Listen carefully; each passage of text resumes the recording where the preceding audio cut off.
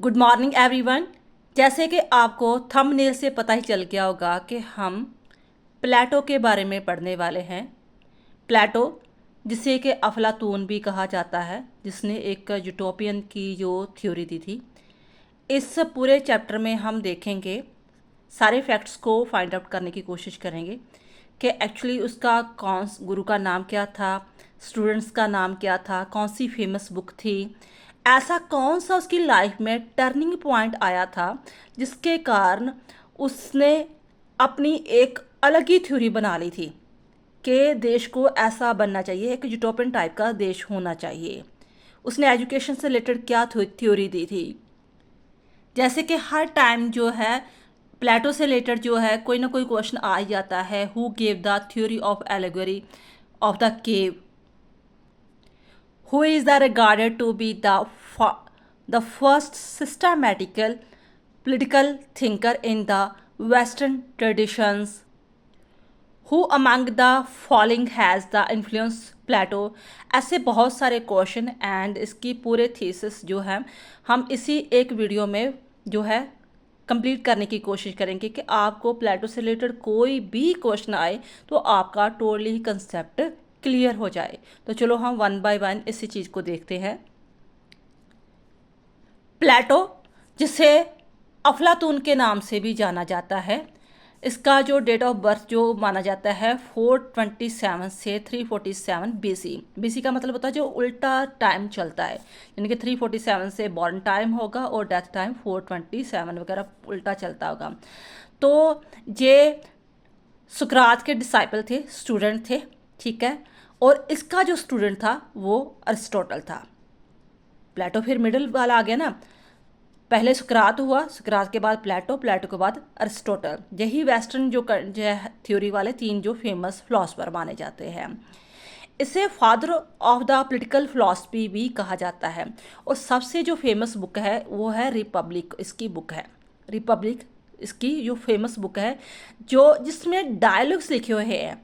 Dialogues क्या है कि ये अपने गुरु की डेथ के कारण इतना ज़्यादा प्रभावित हुआ था कि एक पढ़े लिखे विद्वान के जो है वो लोगों से क्वेश्चन पुट करता है, आगे सोचता है कि रीजनिंग पावर होनी चाहिए कि ये क्यों होता है, कैसे होता है, उसके कारण ही उसे जहर का प्याला क्यों पीना पड़ा। तो वो सोचता है कि लोगों ने आवाज़ नहीं उठाई, लोगों ने उसका साथ नहीं दिया, इसी कारण मेरे गुरु को जहर का प्याला पीना पड़ा। तो वो सारी चीज़ें जो है वो डायलॉग्स के द्वारा जो है वो सारी चीज़ें मेंशन करता है रिपब्लिक में। डायलॉग्स तो आपको पता है जब दो इंसान आपस में बातें कर रहे होते हैं। तो इसमें उसने जो डायलॉग्स लिए हुए हैं, किस किस के साथ डायलॉग्स चल रहे हैं, अपोलॉजी के साथ, क्रेटियो के साथ, एन के साथ, लेचिस का, तीन चार और है जिसके नाम लिए जाते हैं, कि उसमें उसने सिद्ध करना चाहा है कि कुछ इसके हम आगे एग्जाम्पल्स देखेंगे जो यूजीसी में इसके क्वेश्चन आते हैं कि ये डायलॉग किसके साथ बोले गए थे और इसमें जो है वो क्या मैसेज कन्वे करना चाहता है, ठीक है। कुछ इसके दोस्त थे, तो कुछ कोई एक दो उसका बेटा था जिसके साथ वो डायलॉग्स वगैरह बोल रहे हैं। इमेजिनेशन की है उसने, तो वो लोगों को एक्चुअली अपनी रिपब्लिक की बुक के द्वारा लोगों को समझाना चाहता है। जैसे यहाँ डायलॉग है, इसके जो बुक है उसका थीम यही है कि जस्ट ट्रुथ एंड ब्यूटी के बारे में बताना। जस्टिस एक्चुअली है क्या, ट्रुथ क्या है, ब्यूटी क्या है। तो जैसे क्वेश्चन आ जाता है वो डायलॉग उसी रिपब्लिक बुक में डायलॉग्स बोले जाते हैं। क्वेश्चन पुट किया जाता है बुक में कि व्हाट इज जस्टिस। फिर वंस अगेन आपको बता दूं जो रिपब्लिक बुक है वो सारी बुक डायलॉग के द्वारा है। जैसे आप एकांगी पढ़ते हो ना, नाटक पढ़ते हो, बचपन में कभी ना कभी एकांगी नाटक पढ़ा होगा, तो आपको टीचर ने क्लास में खड़े करके तीन चार पात्र बना दिए होंगे कि तुम ये मान लो पात्र हो, तुम लेडीज हो, ये जेंट्स है, ये फादर है या कुछ भी है, तो अपने अपने डायलॉग्स बोलने हैं, ठीक है, किसी विषय के बारे में बोलने हैं। तो इस प्रकार ये डायलॉग्स वगैरह हैं। तो जहाँ डायलॉग एक आता है कि वो पूछता है, एक पूछता है कि what is justice, actually justice क्या है। तो जो तीनों चारों जिनको पूछ रहा है वो अपने अपने टाइप से बताते हैं कि जस्टिस क्या है। कैपेहल्स कहता है कि telling truth and giving back what a man has taken from the another. ये क्वेश्चन आते हैं बेटा कि जस्टिस का मतलब ये है कि आपको किसी ने जो कुछ भी दिया है ना, आपने उसी को उसी उसी तरह लुटाना है, वापस करना है, रिटर्न करना है, यही न्याय है। तो प्लेटो आगे आगे आंसर देता है कैपलेस को, ठीक है, डायलॉग में। मान लो कि आपके दोस्त को आपने एक चाकू लुटाना है, नाइफ को लुटाना है, वापस करना, रिटर्न करना है। Returning a knife to the friend who has now become mad. मतलब भी आपने किसी दोस्त से नाइफ लिया था, बट अगर आप कहते हो कि उस चीज़ को वापस करना जिससे आपने ली थी, अब वो पागल हो गया है, तो क्या आप उसे नाइफ पकड़ाओगे? ये न्याय होगा? तो ये न्याय नहीं है, क्योंकि अगर आपने उसे नाइफ दे दिया तो नेचुरली क्या करेगा, वो पागल आदमी आपको भी मार सकता है। तो ये जस्टिस नहीं है। फिर प्लेटो एक्सप्लेन करते हैं कि जस्टिस एक्चुअली होता क्या है उसकी थ्योरी के अकॉर्डिंग, क्योंकि ये सारी बुक मैक्सिमम जस्टिस से रिलेटेड ही है रिपब्लिक का, तो इससे रिलेटेड बहुत सारे क्वेश्चन आते हैं। जस्टिस क्या है? Justice is a virtue that brings order and harmony to both the individual soul and the state. Justice एक ऐसा गुण है, वर्च्यू है, जो कि एक मनुष्य के और स्टेट के बीच में एक हारमोनी रिलेशंस क्रिएट करता है। ठीक है, कि इंडिविजुअल सोल के और स्टेट के बीच में वो ये कहना चाहता था कि राज्य का इतना आदर्शवादी होना चाहिए, इतना आइडलिस्ट होना चाहिए कि वो इंडिविजुअल के बारे में सोचे।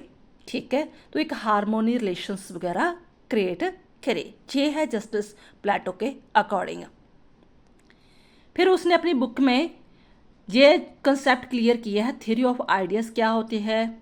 Theory of ideas is reality is the shadow of the ideas, theory of the soul, theory of the education, theory of the justice, यानी कि 4 कंसेप्ट उसने क्लियर किए हैं अपने रिपब्लिक बुक में। Once again, theory of the ideas, reality is the shadow of the ideas, theory of the soul, theory of the education and theory of the justice. पहले हम इस चीज़ को पढ़ते हैं कि जो भी चीज़ें हैं ना, चीज़ें चाहे बदलती रहती है, लेकिन जो आइडिया है ना वो सेम टू सेम रहता है। मान लो कि अगर आप स्कूल की इमेजिनेशन लेते हैं, ठीक है, आपने 10-15 साल पहले स्कूल पढ़ा था, एलकेजी यूकेजी पढ़ी थी, तो चाहे आज कितना भी वो क्लास मॉडर्नाइजेशन हो गया होगा, स्कूल मॉडर्नाइजेशन हो गया होगा, लेकिन आपके दिमाग में वही इमेजिनेशन आएगी कि छोटे छोटे बच्चे हैं, खिलौने हैं, या कुछ भी ऐसे वगैरह। आप चेयर की एग्जांपल ले लो, चेयर जितनी मर्जी मॉडिफाइड कर दो, उसे सोफ़ा बना दो, हाई फाई चेयर बना दो, लेकिन आपके दिमाग में क्या आइडिया सेट होगा कि उसके चेयर के 4 पैर होते हैं, एक सीट बनी होती है, पीछे एक उसकी सपोर्ट होती है। यही चेयर की एग्जांपल आएगी ना। टेबल ले लो, पेड़ की एग्जांपल ले लो, बर्ड्स वगैरह की, किसी की भी। यानी कि जो आइडिया है ना, चाहे समाज जितना मर्जी चेंज हो जाए, 2 साल, 1000 साल, 4000 साल, मिलियन ईयर्स हो जाएं, आइडिया जो है वही रहता है, जो बेसिक आइडिया है। चीज़ें बाद में चेंजेस होती रहती है। इसलिए उसने कहा था कि theory of the idea reality is the shadow of the idea. इसी चीज़ को साबित करने के लिए उसने एलोगरी ऑफ द केव्स थ्योरी दी थी। ठीक है, जहाँ वो एक स्टोरी सुनाता है, अपने तौर पर इमेजिनेशन करता है। ये चीज़ें बाद में समझाती हूँ आपको। कि कुछ आदमी थे जो काफ़ी समय से एक केव में, एक गुफा में बंद थे, उसे जंजीरों में जकड़ा हुआ था। ठीक है, तो काफ़ी साल से वहाँ से जकड़े हुए थे। तो क्या करते थे, कुछ जो सिपाही आते थे वहाँ लाइट जगाकर, तो एक पंछी वगैरह, जानवर वगैरह पीछे से शैडो बनाकर वो दिखा देते थे कि ये चल रहे हैं, मूवमेंट हो रही है। तो उन कैदियों को, वो बचपन से वहीं थे, उनको लगता था कि यही सारी दुनिया है, इसके आगे कुछ दुनिया है नहीं। ठीक है, तो क्या होता है कि एक जो कैदी है, किसी तरह वहाँ से अपनी चेन तोड़ाकर, जो जंजीरें होती हैं उसे तोड़ाकर बाहर निकल जाता है केव से। तो बाहर जाकर देखता है दुनिया तो बहुत बड़ी है, कितनी रोशनी है, समुंदर है, पंछी तो उड़ रहे हैं खुले आकाश में, जानवर ऐसे चल रहे हैं जो हम केव में इतनी सदियों से देख रहे हैं, इससे तो बिल्कुल ही डिफरेंट दुनिया है। वो आकर फिर केव में आता है, उसको रियलिटी बताने की कोशिश करता बाकी जो जंजीरों में पकड़े हुए थे। तो बाकी लोग कहते हैं कि तुम बेवकूफ़ हो, ऐसा कभी पॉसिबल नहीं हो सकता, यही सब कुछ दुनिया है। यही जानवर बस या इतना मूवमेंट कर सकती है, पंछी इतना ही मूवमेंट कर सकती है, और रोशनी बस इतनी की होती है, इससे ज़्यादा नहीं हो सकती। वो बार बार समझाने की कोशिश करता है, लेकिन वो उसे उसकी बात को मानते नहीं, उल्टा उसे मार मार कर उसे मार देते हैं। ठीक है।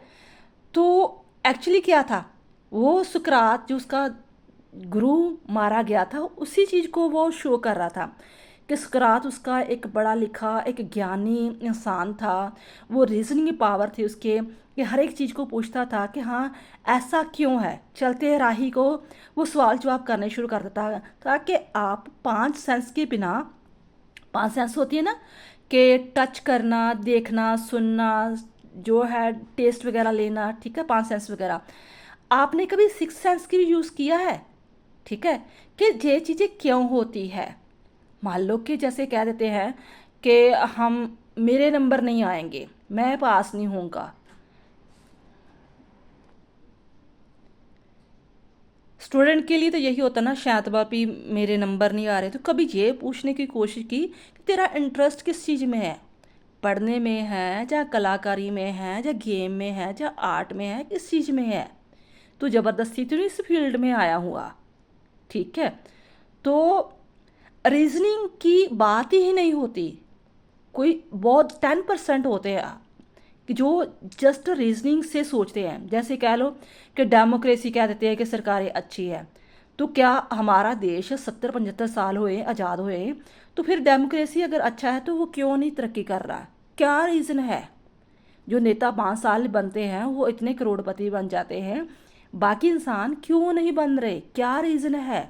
हम जब ये चीज़ें पूछने की कोशिश करेंगे, हर चीज़ में रीजनिंग को ढूंढेंगे, तब हमारी जो कहते हैं ना तीसरी आँख वो खोलेंगे, तब हम कभी किसी फील्ड में तरक्की करेंगे।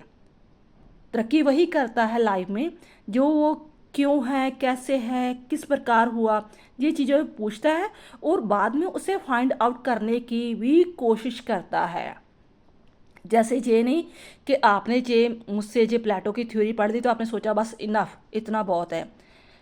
जो बच्चे बाद में गूगल सर्च देखेंगे, किताबें पढ़ेंगे, और भी इससे रिलेटेड क्वेश्चन वगैरह देखेंगे, उसे एक्चुअली पूरी तरह प्लेटो की अच्छी तरह समझ आएगी कि एक्चुअली प्लेटो कहना क्या चाहता है, क्या थ्योरी है, क्या कंसेप्ट वगैरह था, फिर चीज़ें होंगी सारा कुछ वगैरह।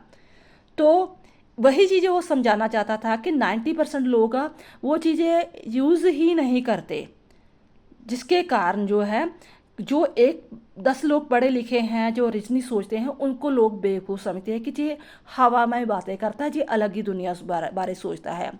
तो एलेगरी ऑफ केव में ये बाद में उसने ये सिद्धांत निकाला कि reality is the shadow of the ideas. जो रियलिटी है वो एक्चुअली जो है आइडियाज़ की शेडो है।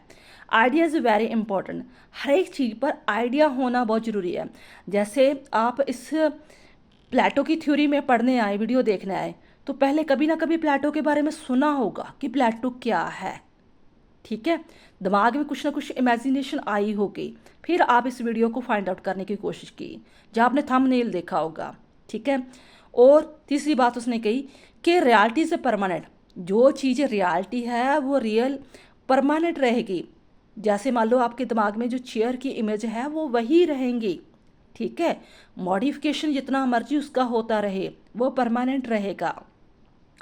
Message to convey people to educate, तो इसके द्वारा एलेगोरी ऑफ केव की थ्योरी के द्वारा वो लोगों को एजुकेट करना चाहता था कि अपने 5 सेंस तो सभी यूज़ करते हैं, अपनी 6 सेंस भी यूज़ करने की कोशिश करो, लोगों को एजुकेट करो maximum. Socrates gave the sentence death, तो ये थ्योरी देने का ये भी मकसद था कि वो, क्योंकि शिष्य था उसका, स्टूडेंट था, वो सुकरात की डेथ से इतना ज़्यादा एकदम कह लो कि डिसअपॉइंट हो गया, निराश हो गया, कि एक इंसान जो रियल में दुनिया के बारे में सोच रहा था, उनमें अवेयरनेस क्रिएट करना चाहता था, तो लोगों ने उसकी सपोर्ट क्यों नहीं की? जब उसे डेथ सेंटेंस करने की भी चाहा, उस पर दोष लगा कि तू तो जानबूझकर यंग पीपल को जो है गलत मोटिवेट कर रहा है, जब हमारा जो राज है इसी तरह रहेगा, गुलाम लोग गुलाम ही रहेंगे। उस वक्त लोग गुलाम ही रहते थे ना, तो गुलाम को कभी अधिकार मिलना ही नहीं चाहिए। तो ऐसी रीजनिंग उनको करने की है नहीं, तो सकरात का आपने फेवर क्यों नहीं किया? पीछे पीछे तो कब कहते हो कि बहुत अच्छा, बाद में आप उसके साथ स्टैंड क्यों नहीं किया?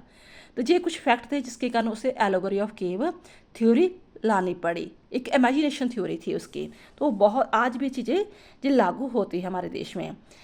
फिर जहाँ कंक्लूजन निकला कि idea is only permanent thing, बाकी सब चीज़ें नाशवान है, सब चीज़ें ख़त्म हो सकती है, ठीक है। तो लेकिन मान लो कि एक इंसान है जिसका जो प्लेटो है, प्लेटो हमने कभी देखा थोड़ा है, 300 सदी का है, कितने हजार साल पहले का है, लेकिन जब वो आइडिया दे गया रिपब्लिक का, तो वो उसके आइडिया आज भी हम पढ़ रहे हैं ना, ठीक है ना। तो it means idea is only permanent thing, world of awareness, world of the reality.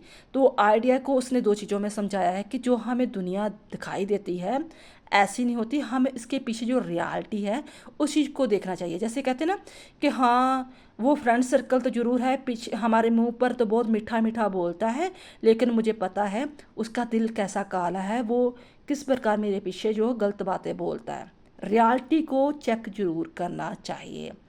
तो उसने एक और चीज़ बताई कि body is equal to sense and soul of the reasoning.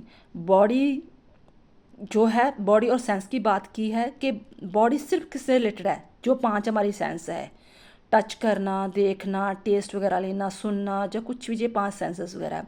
तो जो हमारी सोल है ना, वो जब हमारी आत्मा जागती है, इस चीज़ को किंतु परंतु करती है, सोचने की कोशिश करती है, दिमाग लगाती है, वही एक्चुअली रीजनिंग है। जस्टिस के बारे में उसने बोला कि एक्चुअली जस्टिस क्या है, प्रत्येक व्यक्ति को अपने नियत कार्य का को करना और दूसरों के कार्य में हस्तक्षेप ना करना। क्योंकि उसने जो कैटेगराइज की थी समाज की, उसने 3 टाइप की थी। एक उत्पादक जो प्रोड्यूसर होते हैं, जो मतलब बिजनेसमैन है, ट्रेडर वगैरह है, उसका जस्ट ध्यान ट्रेडर पर होना चाहिए। दूसरे टाइप के जो सैनिक लोग होते हैं, जो देश के लिए काम करते हैं, ठीक है, सोल्जर कहते थे। और तीसरे टाइप के जो शासक, जिसे हम किंग कहते हैं, किंग ये नहीं कि अकेला राजा है, जितने भी पढ़े लिखे लोग हैं, फिलोसफर हैं, उनको सभी उसने किंग बोला था।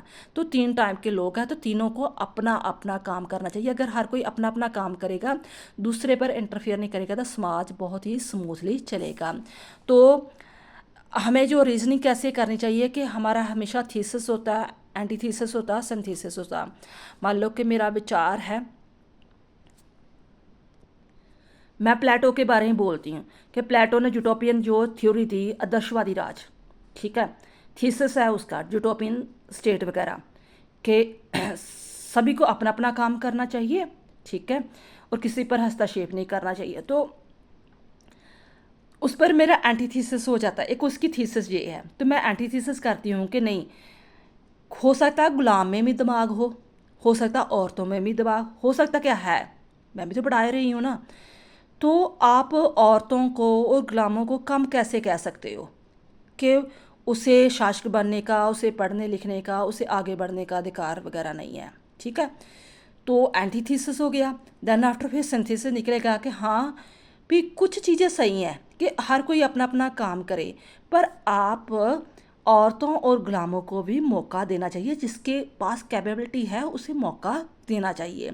आप इतनी भी आदर्शवादी दुनिया में नहीं जी सकते आज के समय में कि नहीं भाई जो सैनिक है वो कभी पैसे के बारे में सोचेगा नहीं, अपनी लाइफ के बारे में, अपनी फैमिली के बारे में सोचेगा नहीं, सिर्फ सारी ज़िंदगी जो है वो देश की सेवा में लगा देगा। ऐसा पॉसिबल नहीं है, ठीक है।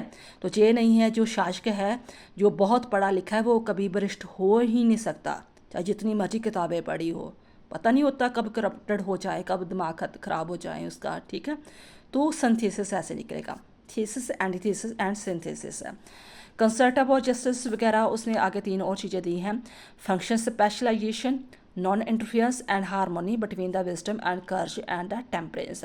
वही चीज़ें कि जस्टिस का मतलब कि अपने अपने काम में स्पेशलाइजेशन रहना चाहिए, जो उत्पादक है उत्पादक वाला काम करे, जो ट्रेडर है सैनिक सैनिक वाला काम करे, शासक शासक वाला काम करे, दूसरा वो किसी पर इंटरफियर वगैरह ना करे, और तीसरा जो है जो विजडम है, जो कर्ज है, जो टेम्परेंस है, यानी कि तीनों कैटेगरी वाले हैं। विजडम जो किंग वगैरह शासक हैं, कर जो सोल्जर है, टेम्परेस वगैरह वो जो तीनों टाइप के हैं उनमें बैलेंस क्रिएट होना चाहिए। एक और चीज़ आती है जिसके कारण उसने जे अपनी किताबें लिखनी शुरू कर दी थी, ठीक है, जो एलोगरी ऑफ केव की थ्योरी दी थी, एक यूटोपिया जो है आदर्श राज की थ्योरी दी थी। वो यही कारण था कि जब वो सकरात से पढ़ता था, ठीक है ना, उसका फेवरेट स्टूडेंट भी था, तो उसका फेवरेट टीचर भी सकरात था। उसकी डेथ ने उसके दिलो दिमाग को बहुत झंझोड़ दिया, जिसके कारण उसने सोचा कि नहीं भी ऐसा समाज नहीं होना चाहिए। और स्पेशली डेमोक्रेसी को तो वो बिल्कुल पसंद ही नहीं करता था। डेमोक्रेसी को कहता था भी तो अनपढ़ों की लोगों की सरकार होती है। आज भी हम तो ये चीज़ें थोड़ी बहुत सोचते हैं कि हर किसी के दिमाग में हर कोई इतना कैपेबल नहीं होता कि वोट को कैसे प्रयोग करना है, देश को कैसे चलाना है, देश की समस्याएं क्या हैं, ये चीज़ें पॉसिबल वगैरह नहीं है, ठीक है। सिर्फ 20-30% ही लोग देश की समस्याओं के बारे में सोचते हैं। सोल को उसने रिप्रेजेंट किया है रीज़न, कर्ज एंड एपिटाइट के अकॉर्डिंग। वंस अगेन सोल को रिप्रेजेंट किया है रीज़न, कर्ज एंड एपिटाइट। इससे रिलेटेड क्वेश्चन आएंगे बेटा। रीज़न क्या है? मैन ऑफ द गोल्ड होते हैं, ठीक है, फिलोसफर और किंग को उसने बोला है। कर्ज किसे बोला है? मैन ऑफ सिल्वर कहा है, जिससे शोल्जर वगैरह हो गए। एपिटाइट कहा उसने मैन ऑफ द कॉपर, जो प्रोड्यूसर होते हैं, ट्रेडर वगैरह होते हैं। वंस अगेन 3 कैटेगराइज की है, रीजन, कर्ज एंड एपेटाइट। रीजन किसे बोला है? मैन ऑफ गोल्ड, जो फिलोसफर किंग होते हैं। कर्ज जो मैन ऑफ सिल्वर कहा है, जो शोल्जर होते हैं। एपेटाइट बोला है मैन ऑफ द कॉपर, जो प्रोड्यूसर करते हैं, ठीक है।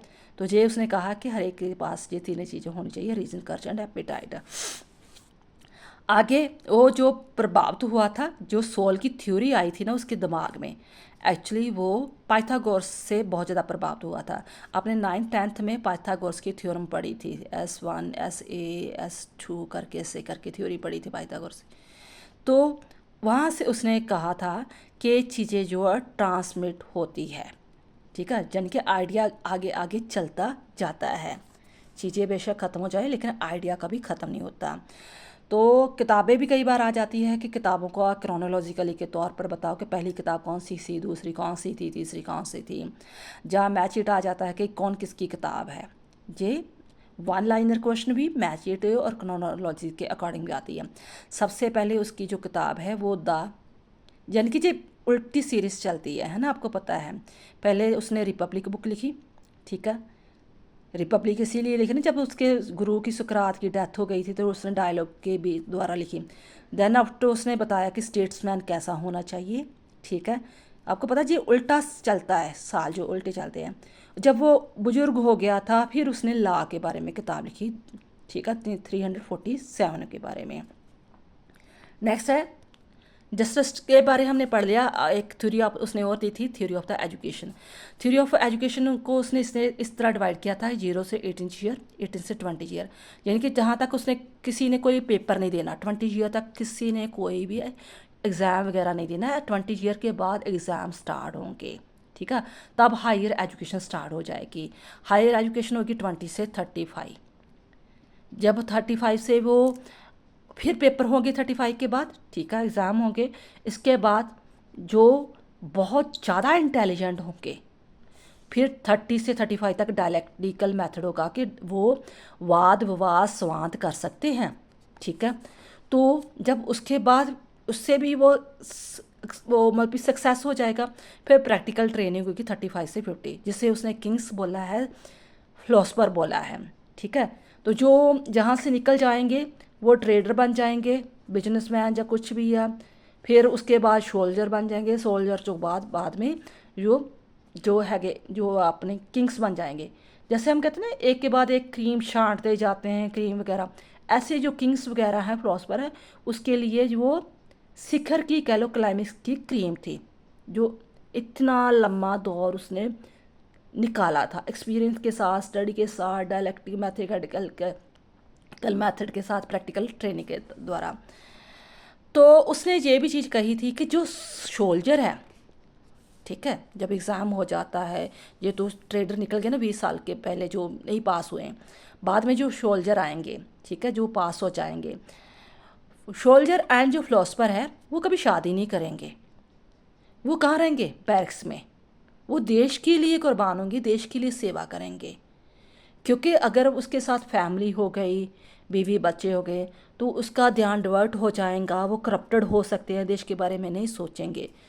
तो इसी के कारण रूसो उसकी आलोचना भी करता है कि देखो आपने ये चीज़ें सोच ली, ये चीज़ें पॉसिबल नहीं। तो हुआ भी है ऐसे कि आज तक यूटोपियन स्टेट आदर्श राज बना नहीं। लोगों, महात्मा गांधी ने भी कहा है आदर्श राज होना चाहिए, पर अब इतना कोई आदर्शवादी नहीं हो सकता कि सारी उम्र अपनी व्यतीत कर दे देश के लिए। कोई एक दो पर्सन हो सकते हैं, ठीक है, तो अपनी फैमिली नहीं बनाएगा, कमाई नहीं करेगा, पैसा नहीं कमाएगा, अपनी ज़िंदगी को एंजॉय नहीं करेगा, ये चीज़ें पॉसिबल नहीं। लेकिन ये प्लेटो कहता था, रूसो इसी चीज़ को लेकर बाद में उसकी आलोचना करता है। तो उसने कहा था कि आइड स्टेट की मैक्सिमम जो पॉपुलेशन है वो 5040 होनी चाहिए, इससे ज़्यादा वगैरह नहीं होनी चाहिए। तो आज ये भी चीज़ पॉसिबल नहीं। आप एक स्टेट की देख लो, इंडिया की देख लो, कितनी कितनी करोड़ आबादी वगैरह है, तो ये भी चीज़ें पॉसिबल वगैरह नहीं। ये चीज़ें इसलिए बता रही हूँ मैं बार बार कि ये सारी चीज़ें यूजीसी में आते हैं, चाहे वन लाइनर में आए, मैचिट में आए, क्रोनोलॉजिकली में आए, ठीक है। फिर Plato was the concern about the nature of the reality, knowledge, virtue and the basis of the ideal state. जो क्वेश्चन भी आ जाता है कि वो किससे रिलेटेड है, नेचर की रियलिटी से, नॉलेज से, विर्च्यू से, बेसिस ऑफ द आइडिया। ये चीज़ें 4-5 चीज़ें उसकी सारी थ्योरी में घूमती है। He wanted to establish unchanging the law of the morality which hold true in every society. वो कहता है नैतिकता तो को बहुत ज़्यादा प्रेफरेंस देते थे हम, एथिक्स, तभी तो उसे एथिक ऑफ फादर भी कहा जाता है कि नैतिकता कूट कूट के बरी होनी चाहिए, वो बिल्कुल भी करप्ट नहीं होना चाहिए जो सोल्जर है, जो किंग्स है। Plateaus theory of the form ये है कि उसका गवर्नमेंट का स्ट्रक्चर दिया था कि किस प्रकार होना चाहिए। The theory of the form also known as the theory of the ideas. Form को आइडियाज के नाम पर भी जाना जाता है। Is a philosophical theory that suggest that the physically world is the not as a real. वो कहता है जो आप फिजिकली वर्ल्ड देख रहे हो एक्चुअली रियल वगैरह नहीं है, as the non physically timeless and the unchangeable essence of the all things. सिर्फ एक आइडिया है जो कभी भी चेंज नहीं होता, बाकी सब कुछ चेंजेस वगैरह होते हैं। जो बॉडी है वो ख़त्म हो जाएगी, बिल्डिंगें ख़त्म हो जाएंगी, पेड़ पौधे ख़त्म हो जाएंगे, भी ख़त्म हो जाएंगे, उसके स्थान पर नई चीज़ें आती जाएंगी। लेकिन आइडिया है वो चाहे जितने मर्जी साल बीत जाए, वो टाइम टू टाइम वो चलता जाएगा, वो आता जाएगा। बेशक ज़रूर है कि कभी हम उसको सलाहते हैं, प्रेज़ करते हैं, कभी उसको क्रिटिसाइज़ करते हैं। जैसे प्लेटो का आइडियाज़ 300 सदी में दिया गया था, तो कितने हज़ारों साल हो गए, कोई उससे प्रेज़ करता है उसके आइडिया को, कोई क्रिटिसाइज़ वगैरह करता है। तो उसने कहा था कि ऑब्जेक्ट ऑफ द स्टेट क्या होना चाहिए, स्टेट का उद्देश्य क्या होना चाहिए, कि लाइफ को बहुत अच्छा बनाना, गुड लाइफ बनाना। प्लेटो वाज द, इसीलिए उसे आइडियलिस्ट फिलॉसफी कहा जाता, बहुत ज़्यादा आदर्शवादी था कि राज ऐसा होना चाहिए जो रियलिटी में लागू नहीं हो सकता। अगर आपने ये 30 मिनट की वीडियो अच्छी तरह देख ली, समझ ली है, तो आप ये 20 क्वेश्चन अच्छी तरह अटैम्प्ट कर सकते हो। तो इससे रिलेटेड कोई ना कोई क्वेश्चन आ ही जाता है, ठीक है। तो अगर ये 20 क्वेश्चन भी आपके कंसेप्ट क्लियर हो गए तो आई थिंक 90% आपको प्लेटो जो थ्योरी है, थिंकर है, वो क्लियर हो जाएगा। तो आप देख लेना कितने 20 से आपके नंबर आते हैं। Who gave the theory of allegory of cave, किसने थ्योरी दी थी? यस, प्लेटो ने। Plato set democracy as the rule of, किस क्या रूल है? आपको मैंने बताया था कि वो प्लेटो डेमोक्रेसी को बिल्कुल भी पसंद नहीं करता था। क्यों? क्योंकि उसके जो गुरु था सुकरात, उसको जहर का प्याला पीना पड़ा था। किसके कारण? डेमोक्रेसी के कारण। क्योंकि वो नुमाइंदे जो चुने थे, रिप्रेजेंटेटिव चुने थे, वो लोगों के द्वारा ही चुने गए थे ना। तो वो कहता अनपढ़ लोगों ने अनपढ़ रिप्रेजेंटेटिव चुन लिए, तो उसने फैसला सुना दिया कि ये गलत काम कर रहा है, सुकरात के लोगों को भड़का रहा है। तो इसलिए वो प्लेटो कहता है कि डेमोक्रेसी तो होनी नहीं चाहिए। ये करप्ट फॉर्म है, कॉन्फ्लिक्ट्स है, रिच एंड पुअर के बीच में रहता है, टायरनेट रूल रहता है, कुछ गिने चुने लोग जो है वही राज करते हैं, आम लोगों को तो कोई मौका ही नहीं मिलता, इसलिए वो इग्नोरेट करता है। Who is the regarding to the first systematically political thinker, तो वो भी कौन है, प्लेटो। क्योंकि इससे पहले अगर उसके गुरु ने विचारधारा दी थी या कुछ भी, वो रिटर्न नहीं था, किताबें उसकी रिटर्न नहीं थी। लोगों के जो साथ वाद विवाद करता था, थीसिस एंथीसिस सिंथेसिस चलता था, या कुछ भी है वगैरह, तो वो वर्बली था। तो प्लेटो एक ऐसा था जिसने सिस्टमेटिकली सारा कुछ किताबों में लिखा था कि ऐसा ऐसा होना चाहिए। जैसे मार्क्सिस्ट कहता है ना कि किस प्रकार जो है पहले पूंजीवाद खत्म होगा, फिर मजदूर वर्ग आएगा, फिर मजदूर वर्ग के साथ भी जो है वो तानाशाही होगी, फिर वो कान खत्म हो जाएगी, फिर एक पार्टी की सरकार आएगी। सिस्टमेटिकली सारा कुछ बताता है। इसी तरह ये भी सिस्टमेटिकली बताता है कि यूटोपियन जो स्टेट है कैसे आएगा। ठीक है, नेक्स्ट है, which of the following had no political rights in an ancient Greek city state like Athens. कौन कहता है अथीन्स के टाइम पर किसको राइट्स नहीं मिलते थे, देश चलाने के कोई भी राइट्स नहीं मिलते थे उस time? Women, children and old people. ये बड़ा बहुत इंपॉर्टेंट क्वेश्चन है, आता है बार बार। Women, children, old people and slaves, इनको प्लेटो कहता था कि अधिकार नहीं मिलने चाहिए। वोमन को क्यों नहीं मिलने चाहिए? वो कहता था कि वोमन जो वो इमोशनल टाइप होती है, ठीक है। दूसरी, वो प्रॉपर्टी की मालिकनी बनी होती, जिसके कारण वो अपने पति के प्रभाव में आकर सारे काम करती है। बच्चों में इतनी समझ नहीं होती, क्योंकि वो 20 साल के बाद तो एग्ज़ाम रखता है, 20 के साल के बाद तो पहला स्टेज है उसकी एग्ज़ाम की। ओल्ड पीपल वो खुद डिपेंडेंट होते हैं। स्लेव जो गुलाम होते हैं वो इतनी सोच रख ही नहीं सकते, वो अपने माल के प्रति ही वफादार रहेंगे। इसलिए इससे जो 4 कैटेगरी के लोग हैं इनको राइट्स वगैरह नहीं देने चाहिए। आप क्या सोचते हो इसके बारे में, ये सचमुच देने चाहिए या नहीं देने चाहिए? तो किस हालत में राइट्स देने चाहिए? आज भी मुद्दा चलता है ना डेमोक्रेसी में, को डेमोक्रेसी हमारी सक्सेसफुल क्यों नहीं हो रही, क्यों किस किस को जो वो वोट का अधिकार नहीं मिलना चाहिए। तो जो पॉलिटिक्स है एंड पॉलिटिकल है, ये वर्ड्स आया कहाँ से? ठीक है, ये वर्ड्स आया है पॉलिस से, क्योंकि उस टाइम जो ग्रीक लोग होते थे अपने देश को, अपने नगर को क्या बोलते थे? पॉलिस। तो पॉलिस से ही पॉलिटिक्स बना, क्योंकि बाद में अरिस्टोटल ने एक किताब लिखी पॉलिटिक्स वगैरह। तो पॉलिटिक्स का मतलब था कि अपने नगर के बारे में, अपने देश के बारे में किताब लिख रहा था, इसलिए वहाँ से ये वर्ड्स आ गया पॉलिटिक्स या पॉलिस। ठीक है, तो who said justice as a doing one and duty paying one due. किसने ये चीज़ कही कि जस्टिस का मतलब क्या है कि अपना अपना काम करना चाहिए। जी, हमने डायलॉग्स पढ़े थे पीछे, जब वो वाद विवाद कर रहा था, पूछ रहा था प्लेटो कि जस्टिस क्या है, तो उसने कैपिलस ने कहा था ना, ये 4-5 जाने हैं ना जिसके साथ वाद विवाद चल रहा है, डायलॉग्स चल रहे हैं रिपब्लिक के। तो इसमें कैपिलस ने कहा था कि जस्टिस का मतलब कि हर एक के अपना अपना काम करना चाहिए। तो ग्लूकॉन ने कहा था कि justice is the interest of the weak. ठीक है, नेक्स्ट क्वेश्चन है, which of the following are the main feature of the Plato such just state. जब अपनी रिपब्लिक बुक में जस्टिस के बारे में बोल रहा है तो उसका मेन फीचर्स वगैरह क्या है? तो उसका मेन फीचर वगैरह क्या है कि function and the specialization. Function specialization क्या कि जो सैनिक अधिकारी है वो अपना सैनिक का काम करेगा, ट्रेडर अपना काम करेगा, ठीक है, किंग्स अपना अपना काम करेगा। अपने अपने फंक्शन में स्पेशलाइजेशन होना चाहिए, दूसरे काम में इंटरफियर नहीं करना चाहिए, और स्टेट और इंडिविजुअल के बीच में एक हारमोनी पैदा होनी चाहिए। इट मीन ये तीनों स्टेटमेंट सही है। Which among the following is the not a book of Plato. Plato की इसमें कौन सी बुक नहीं है? Laws, politics, statement, republic. कौन सी किताब नहीं है? पॉलिटिक्स। क्योंकि हमें पता है जो पॉलिटिक्स किताब है वो उसके शिष्य, उसके स्टूडेंट की किताब लिखी हुई है अरिस्टोटल की। ठीक है, बाकी ये तीनों किताबें लॉज, स्टेट्समैन और रिपब्लिक जो है वो प्लेटो की है। तो ये पता है आपको, पहले उसने रिपब्लिक लिखी, बाद में उसने स्टेटमैन लिखी, देन आफ्टर उसने लॉ लिखी। आपको पता रिपब्लिक उसने अपने, जब उसका गुरु को सुसाइड करना पड़ा था, सुसाइड कहने का भाव कि जहर का प्याला पीना पड़ा था, उससे प्रभावित होकर उसने ये रिपब्लिक बुक वगैरह लिखी थी। नेक्स्ट है, प्लेटो वाज द डिसाइपल ऑफ। प्लेटो किसका शिष्य थे? हम बार बार चीज़ें पढ़ रहे हैं, किसका था? सुकरात का।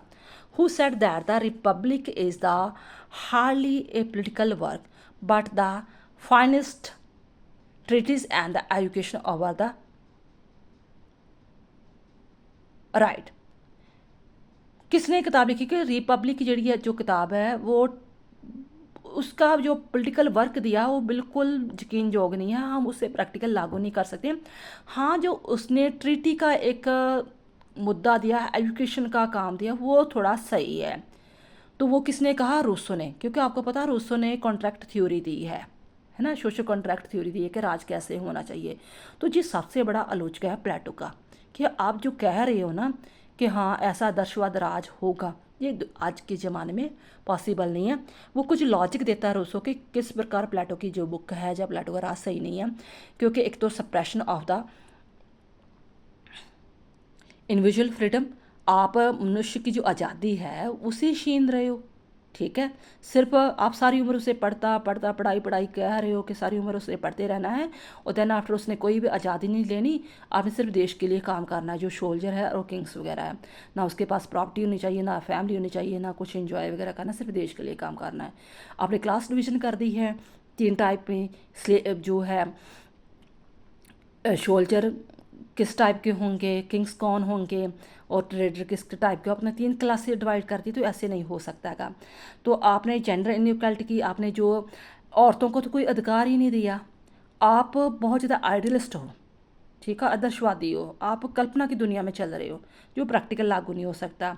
तो उसने डेमोक्रेसी आज की दुनिया में कह लो कि मैक्सिमम सारे देशों में फेमस एक गवर्नमेंट सरकार है, गवर्नमेंट का फॉर्म है। तो प्लेटो ऐसा हुआ है पहला बंदा जिसने बहुत ज़्यादा डेमोक्रेट को उसकी आलोचना की है।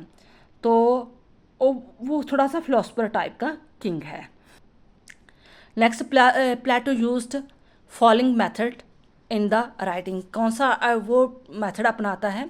उसने आर्टिस्ट, रेडिकल एंड डिटेक्टिव तीनों टाइप के मेथड जो अपनाए हुए हैं। फिर what who among the following has the influence Plato. Plato किन किन से इन्फ्लुएंस हुआ था जिसके कारण वो भी इतना बड़ा फिलोसफर बन गया? सक्रात से हुआ, पाइथागोरस से हुआ, हेराक्लिटस से हुआ, पारमेनिडियस से, इन सभी से वो प्रभावित हुआ। ठीक है, नेक्स्ट है according to Plato's scheme of the education, higher education consist of the study. उसने एजुकेशन की भी थ्योरी दी थी ना, मैंने आपको डायग्राम बताई कि 4 टाइप की उसने थ्योरी दी थी, तो एजुकेशन की थ्योरी भी थी। उसने हायर एजुकेशन में क्या शामिल किया है? तो उसमें कहा है कि हायर एजुकेशन क्या होना चाहिए? लॉजिक होना चाहिए, मैथ होना चाहिए, ज्योमेट्री होनी चाहिए, और एस्ट्रोनॉमी होना चाहिए। फिर नेक्स्ट है कि according to Platonic system of education, higher education start at the age. Higher education कब स्टार्ट होगी? 20 ईयर्स नेचुरली। जब 20 ईयर्स अब हो जाएगा तब उसका जाके एग्ज़ाम होगा। फिर देखा जाएगा कि कौन से बच्चे हैं जो आगे पढ़ने में इंटरेस्टेड है, जिसे और आगे पढ़ाया जाएगा, नहीं तो वो एक एपेटाइट की कैटेगरी में चले जाएंगे, जस्ट किसानी करनी, फार्मिंग करनी, ट्रेडिंग करनी, ऐसे काम करेंगे। तो अकॉर्डिंग टू प्लेटो स्टेट क्या है? तो स्टेट क्या है? The state is the society writ large, the state is the individual writ large. तो एक्चुअली क्या है? द स्टेट क्या है? एक इंडिविजुअल रिट लार्ज है कि मनुष्यों के बारे में काम करेगा। तो इंडिविजुअल सोल के बारे में उसने क्या कहा था कि रीज़न होना चाहिए, सेपरेट होना चाहिए, एपेटाइट होना चाहिए। रीज़न किसे बोला? किंग एंड फिलोसफर को। सेपरेट किसे बोला? वैरियर सोल्जर को। एपेटाइट किसे बोला? प्रोड्यूसर, ट्रेडर वगैरह को। तो स्टेट क्या होना चाहिए? स्टेट जो है रूलर होना चाहिए, ऑक्सिलरीज होने चाहिए, एंड प्रोड्यूसर वगैरह। ये चीज़ें याद करना। अकॉर्डिंग टू प्लेटो कम्युनिज्म क्या है? Communist class could hold property. ठीक है, तो उसके अकॉर्डिंग जो उसका यूटोपियन स्टेट होगा, आदर्शवादी राज होगा, कम्युनिज्म होएगा, किसके पास प्रॉपर्टी होगी? सिर्फ ट्रेडर के पास। गुलाम के पास तो प्रॉपर्टी होगी नहीं। जो सोल्जर है, जो किंग्स है, वो तो देश के लिए काम करेंगे। तो सिर्फ जो एपिटाइट के लोग हैं, जो ट्रेडर है, जो आगे नहीं पढ़ पाएंगे, वही उसके पास प्रॉपर्टी वगैरह होगी। तो प्लेटो सा Republic book contains his idea about, किसके बारे में आइडिया है? जस्टिस के बारे में, एजुकेशन के बारे में, और स्टेट के बारे में आइडिया है। द टर्निंग पॉइंट, कब उसकी लाइफ में टर्निंग पॉइंट आया और किस एज में आया? तो हमने पढ़ा था जब उसके गुरु की को जहर का प्याला पीना पड़ा था, तो इस चीज़ को उसने जोड़ दिया था। 28 का ईयर का था तब वो Plato. Last 2 question, which among the following is not a quality of the good ruler as a suggest by प्लेटो।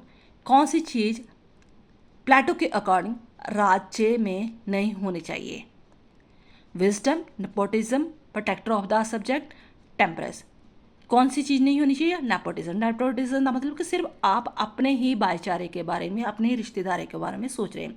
जैसे हम अक्सर सुनते हैं ना कि बॉलीवुड में नेपोटिज्म चल रहा है कि जिसका एक पहले ख़ानदान में बॉलीवुड में आया वही अपने बच्चों को आगे लेकर आ रहा है ना।